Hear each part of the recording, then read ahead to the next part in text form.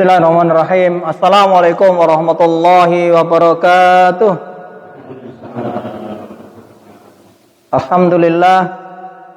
Alhamdulillahi rabbil alamin. Wassalatu wassalamu ala asrofil anbiya'i wa mursalin Sayyidina maulana Muhammadin wa ala alihi wa ashabihi wa man tabi'ahum bi ihsani ila yaumiddin.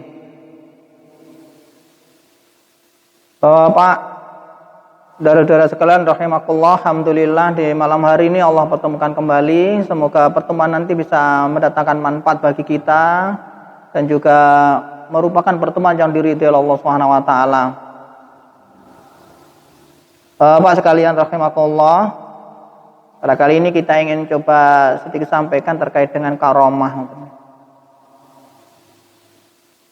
Kita awali dari ayat Al-Quran. Allah Subhanahu wa ta'ala dawuh, a'udzubillahi minasyaitonirrajim, wa minan nasi wad dawabi wal an'ami mukhtalifun alwanuhu kadzalik innama yakhsyallaha min ibadihil ulama innallaha azizun ghafur. Allah dawuh, dan demikianlah di antara manusia itu binatang-binatang melata dan binatang-binatang ternak, ada yang bermacam-macam warnanya dan jenisnya. Sesungguhnya yang takut kepada Allah di antara hamba-hambanya hanyalah ulama. Sesungguhnya Allah Maha Perkasa lagi Maha Pengampun. Bapak sekalian rahimakumullah, jadi bagaimana ilmu-ilmu yang kita dapatkan, ilmu-ilmu yang kita terima, ilmu-ilmu yang kita kaji seharusnya mengantarkan kita semakin lama, semakin banyak, semakin bertambah ilmu kita, semakin takut pada Allah Subhanahu wa taala. Rugi nanti kalau kita bertambah ilmu, bertambah wawasan, tapi tidak mengantarkan kita lebih takut pada Allah Subhanahu wa taala, lebih dekat pada Allah Subhanahu wa taala. Kira-kira apa ada orang-orang yang ilmunya banyak tapi tidak dekat dengan Allah Subhanahu wa taala? Enten mboten? Mboten nggih. Mboten sing wonten mriki alhamdulillah. Kemudian karomah itu apa, Bapak-bapak semakullah? Karomah adalah kejadian luar biasa atau kejadian di luar kebiasaan atau tabiat manusia yang Allah berikan atau Allah anugerahkan kepada seorang hamba tanpa disertai pengakuan oleh pemiliknya sebagai seorang nabi, tidak memiliki pendahuluan tertentu berupa doa, berupa bacaan atau zikir khusus yang terjadi pada seorang hamba yang soleh, baik dia itu mengetahui terjadinya karomah tersebut ataupun tidak. Untuk apa? Ya dalam rangka mengokohkan hamba tersebut dan agamanya. Jadi karomah itu diberikan Allah Subhanahu wa taala kepada seseorang dengan maksud supaya seseorang itu semakin beriman pada Allah Subhanahu wa taala, semakin bertakwa pada Allah Subhanahu wa taala. Dia sendiri tidak tahu dan tidak sadar bahwa itu ternyata karomah yang diberikan Allah padanya. Kemudian kepada siapakah karomah itu diberikan? Karomah ini Allah Ta'ala berikan kepada hamba-hambanya yang benar-benar beriman serta bertakwa kepadanya. Allah dawuh misalnya di dalam surat Yunus ayat 62-63, Ala inna awliya Allahi la khaufun alaihim walahum yahzanun alladzina amanu wa kanu yattaqun. Ketahuilah sesungguhnya wali-wali Allah itu tidak ada kekhawatiran pada mereka dan tidak pula mereka itu bersedih hati. Siapa mereka? Yaitu orang-orang yang beriman dan senantiasa bertakwa kepada Allah Subhanahu wa taala. Jadi tanda-tandanya adalah wali-wali Allah itu adalah orang-orang yang tidak ada kekhawatiran dalam kehidupan mereka dan tidak pula mereka itu bersedih. Dasarnya apa? Karena didasari dengan keimanan dan ketakwaan yang tinggi kepada Allah Subhanahu wa taala. Sahabat sekalian rahimakumullah, dalam ayat ini Allah taala mengabarkan tentang keadaan wali-walinya dan sifat-sifat mereka, yaitu apa tadi? Orang-orang yang beriman kepada Allah dan malaikat-malaikatnya, kitab-kitabnya, rasul-rasulnya, hari akhir, serta beriman dengan takdir baik maupun takdir buruk. Kemudian mereka merealisasikan keimanan mereka itu dengan melakukan ketakwaan. Dengan cara apa? Dengan cara melaksanakan segala perintah Allah dan meninggalkan segala larangannya. Kemudian pertanyaannya kembali, apakah wali Allah itu memiliki atribut tertentu? Apa wong lek macak ngangge jubah, ngangge blangkon, terus napa niku pakaiannya besar, itu mesti wali? Atau orang yang hanya berpakaian biasa itu bukan wali? Belum tentu juga kan. Syekhul Islam Ibnu Taimiyah dawuh dan menyatakan bahwa wali-wali Allah tidak memiliki sesuatu yang membedakan mereka dengan manusia lainnya.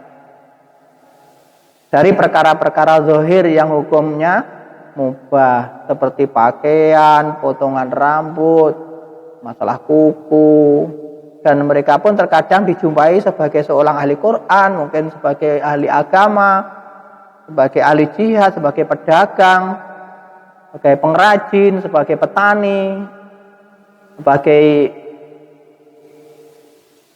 penterapis, sebagai apa tadi, guru, dan seterusnya. Jadi bisa juga walaupun dia seorang petani, seorang pengrajin, itu menjadi wali. Tidak harus napa niku memiliki atribut-atribut tertentu. Kemudian apakah wali Allah itu harus memiliki apa, atau lebih utama manakah antara wali Allah yang memiliki karomah dan yang tidak? Kembali pada pendapat Syekh Islam Ibnu Taimiyah, beliau dawuh bahwa tidak setiap wali itu harus memiliki karomah. Bahkan wali Allah yang tidak memiliki karomah bisa jadi lebih utama daripada yang memiliki karomah. Oleh karena itu, karomah itu terjadi di kalangan para tabi'in itu lebih banyak daripada di kalangan para sahabat. Padahal para sahabat lebih tinggi derajatnya daripada para tabi'in.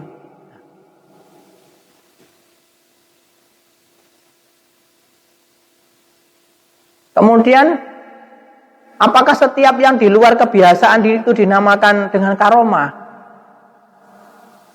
Apa setiap keluar biasaan itu dianggap sebagai karomah? As-Syaikh Abdul Aziz bin Nasir Ar-Rasyid rahimahullah memberikan kesimpulan bahwa sesuatu yang di luar kebiasaan itu ada 3 macam. Yang pertama, mukjizat yang terjadi kepada para rasul dan para nabi. Kemudian yang kedua, karomah yang terjadi pada para wali Allah. Kemudian yang ketiga apa? Tipuan setan yang terjadi pada wali-wali setan.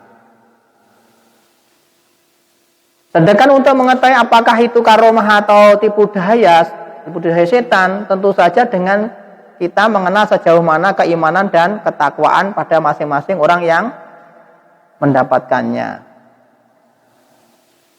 Al-Imam As-Syafi'i rahimahullah berkata, apabila kalian melihat seorang berjalan di atas air atau terbang di udara, maka janganlah mempercayainya dan tertipu dengannya sampai kalian mengetahui bagaimana dia dalam mengikuti Rasulullah SAW. Jadi lihat nilai-nilai ketakwaannya, apakah dia itu yang tunduk patuh pada perintah Allah, perintah Rasul atau tidak.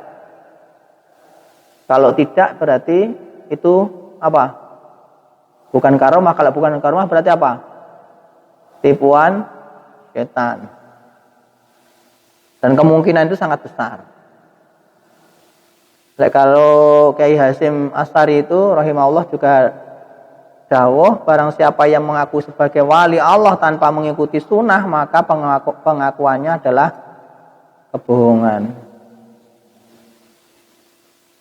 Bapak-bapak sekalian Allah, dari sini nanti kita bisa melihat, dan jangan sampai nanti kita tertipu, kemudian terpesona dan ada sedikit keinginan untuk ke arah itu, karena boleh jadi kita nanti akan tertipu. Kemungkinan tertipu sangat besar. Kelas awake dhewe niku kan yo napa niku berat nggih untuk ini. Sekali lagi kemungkinan tertipu oleh setan itu sangat besar. Bapak senamakullah. Kemudian bagaimana cara membedakan ini karomah atau bukan? Atau bagaimana cara membedakan antara karomah dan sihir? Sihir perbuatan setan tadi. Yang pertama yang perlu kita ketahui bahwa karomah itu datangnya dari Allah, sedangkan sihir datangnya dari setan. Nah, untuk mengetahuinya bagaimana? Untuk mengetahui, lihat bagaimana dia kedekatannya dengan Allah Subhanahu wa taala. Dibuktikan dengan menjalankan perintahnya dan menjauhi larangannya. Kalau orang itu semakin jauh pada Allah dan Rasulnya, berarti ya yang mendekati siapa? Setan.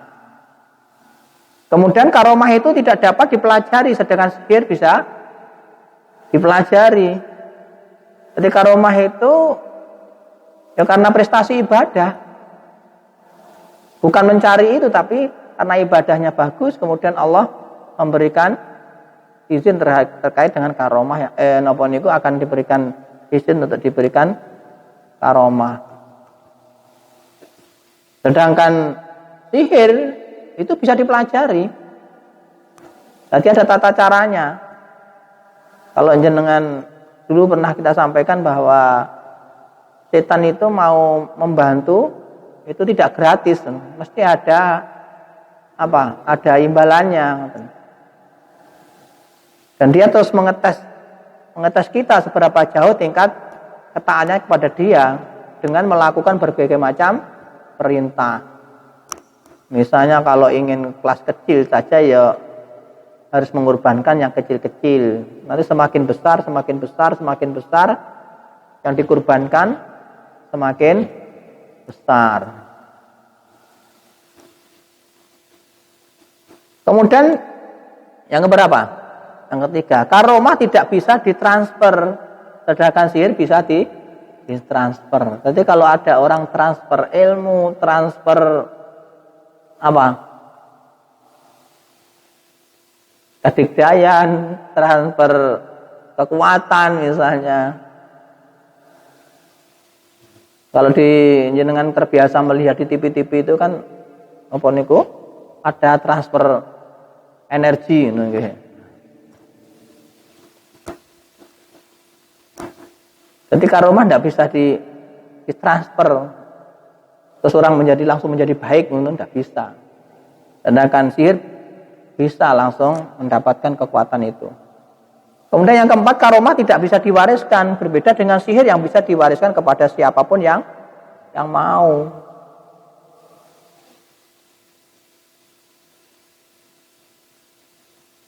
Jangan mau kira-kira ditransferi.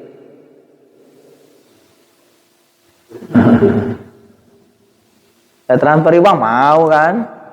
Kalau transferi jin kan ya nanti dulu no. Atau ya malah demen no, kena iki kanca. Kemudian yang kelima, karomah tidak dapat didemonstrasikan, tapi sihir bisa didemonstrasikan. Ya, tujuannya kan memang untuk menimbulkan kesombongan. Jadi kalau punya itu akhirnya sering didemonstrasikan supaya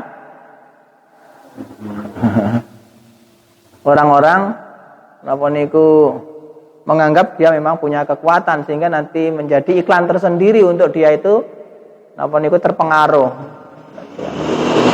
Setan kan juga ingin iklan.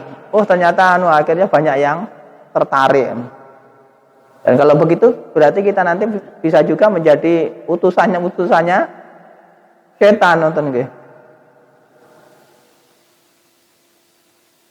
Jadi kalau ada misalnya keluar biasaan yang dimiliki oleh seseorang kemudian sering bisa didemonstrasikan, itu jelas bukan karomah. Karena kalau itu karomah sudah didemonstrasikan kan tidak mungkin, karena orangnya adalah orang-orang yang beriman dan bertakwa, tidak mungkin nanti melakukan itu karena dia takut supaya muncul kesombongan.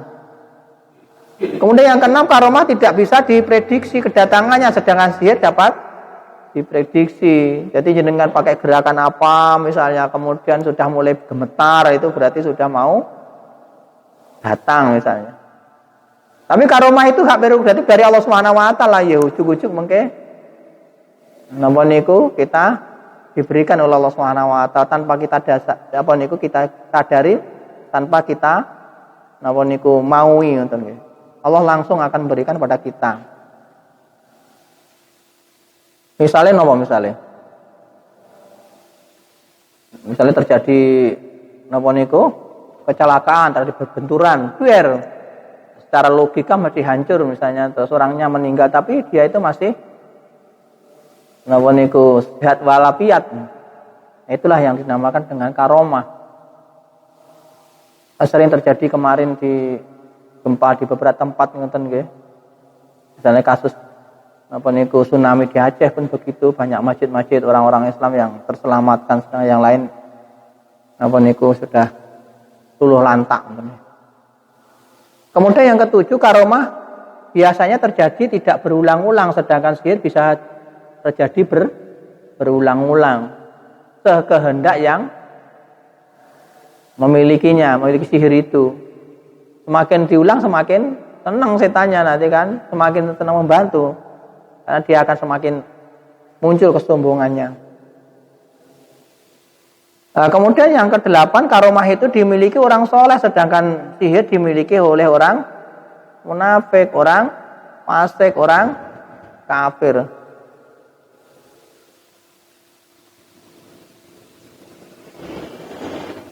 Nah, kemudian yang kesembilan, yang terakhir adalah karomah tidak bisa diperjualbelikan, sedangkan sihir bisa diperjualbelikan.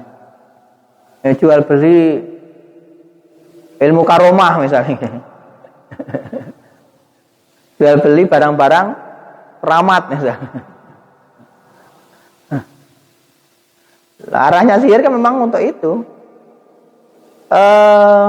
Bapak sekalian rahimakumullah, jadi ini semoga yang sedikit ini bisa menjadi pelajaran bagi kita dan kita bisa memahaminya, bahwa karomah seperti itu, kemudian sihir juga seperti itu. Jangan sampai kemudian kita tertipu daya kena tipuan mereka.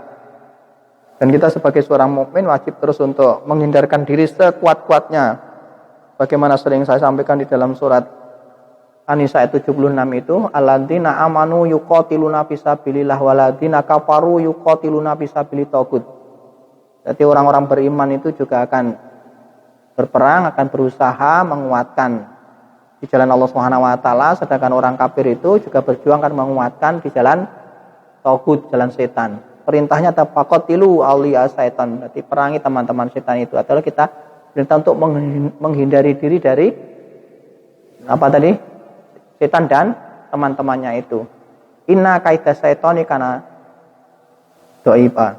Inna kaidah syaitani kana doipa. Sesungguhnya tipu daya setan itu lemah. Jadi sihir-sihir yang muncul itu sesungguhnya sangat lemah. Hanya kadang-kadang kita melihat seakan-akan kuat, tapi sangat lemah. Dan itu sering terjadi kan, bahwa Bapak sering meruqyah, walaupun mengeluarkan napa niku potensi keilmuan yang dimiliki, ternyata juga napa niku setelah itu lemas, tidak ada kekuatan sama sekali.